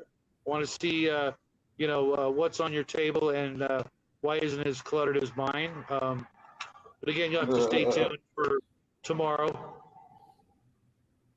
Obviously, the usual gatekeepers and table breakers and a few games off camera as well. So it's going to be a pretty busy week on top of, getting the boys to and from school for their first week of, back to school. Is Jack going to do another year of ROTC? Whatever. ROTC? Yeah. Yes, absolutely. Good for him. Yeah, good for him. Yeah. And it fell on him. I literally had no part in it when he came to us and told us he was doing it. I was proud as hell, but also a little bit, surprised. So wish the little guy luck. Yep. Fair enough. Of course, give Jack a hug from Uncle Connell. I kind of miss his knowing all ass, but it too will pass. Let's hope. What do I got going on? All right. Here soon. I say this jokingly, but I've actually been thinking about it a bit more and more. I do know at some point in the near future, me and Bo and I guess one of his friends will be doing a show about talking about a sport activity that all 3 of us have done part in, go from old days to where it is that now, conversations. I can't promise you it's going to be an every week show, but I could definitely see it turning into an every so often show. I might go review some Skyrim videos that are out there on YouTube. I play Skyrim. I play it when I can't find a decent game, or I'm drunk, or just have nothing better to do, or I'm lonely and old and no one likes me. Something of that nature. What? Nothing. So I don't know. Maybe because I'm old, no one likes me, and I criticize everybody else. That's probably why I'm going to play Skyrim on the internet. I'm going to watch people play Skyrim on the internet. That'll be coming up pretty soon. I know Justin's already involved, wants to jump into it, so that's going to be a thing. But this coming week, I got gatekeepers. I have table breakers, and this coming Sunday, I want you all to start singing "Don't Forget About Me." Don't you? By Simple Minds. There's a reason why I say this, because this coming week we will be reviewing Shadow's pick, Breakfast Club, which is another movie from this director, John Hughes. I'm surprised this just didn't become the John Hughes month. It came very close to being the John Hughes month. Really close. No, Pretty in Pink. No, 16 No, I kind of drew the line on no chick flicks. There's always Cameron Crowe's classic Fast Times at Ridgemont I thought about that one, so we could see Shadow when he was younger, but I decided not to. High.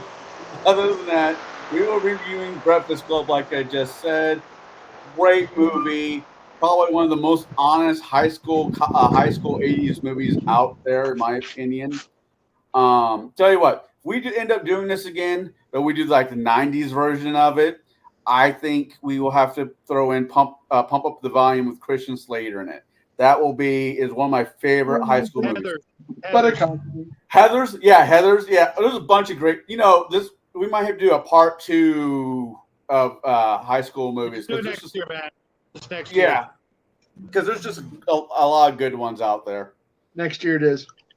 All right. Bo, if you have a chance to and want to join us next Sunday to talk about the movie, you are always welcome. I appreciate it. Well, I had Breakfast Club on VHS when I was a kid. Oh wow. So I wore the heck out of that one. All right. And there's actually enough characters in that movie to ask who your favorite character is. Because these movies we've been reviewing, where there's like maybe 1 or 2 people in there other than the bad guys, like, who do you like? And we just double up on the same person half the time. So then after Breakfast Club, then we're going to do Marks. Mark, have you actually picked one? I thought you were talking about Falcatee at one point. Yeah, I was saying either. It's a bit. I was going a bit darker, but I was. It's all right. We get to see young thinking Frodo. Faculty or Nukem High, whichever one we could probably find streaming for free or whatever like that. So that would be Falcatee. Falcatee, you can get for free. Yeah, which is dark. It is a dark movie, but you know what? Everybody needs to see young Frodo Baggins before he goes home to Middle Earth. It's okay. It's all right. Okay. Cool beans. Sounds like, who the hell are you talking about? But it's okay. Elijah Woods? Yeah, I know what you're talking about. Okay. Yeah. I think he did this movie before he did the Hobbit series. Yeah. I think it was late 90s, but yeah, it's before the Lord of the Rings stuff. There's actually quite a few actors in this movie that took off. Yeah, I think so. Movie. Yeah. Yeah. So everybody out there, thank you for hanging out with us. I want to thank the panel for hanging out with us. And for the rest of this month, I think my goodbye is going to be awesome to each other. Be excellent to each other. And party on. Party on, Wayne. Party on Wayne. Wayne's World. Ooh. Excellent. So Wayne.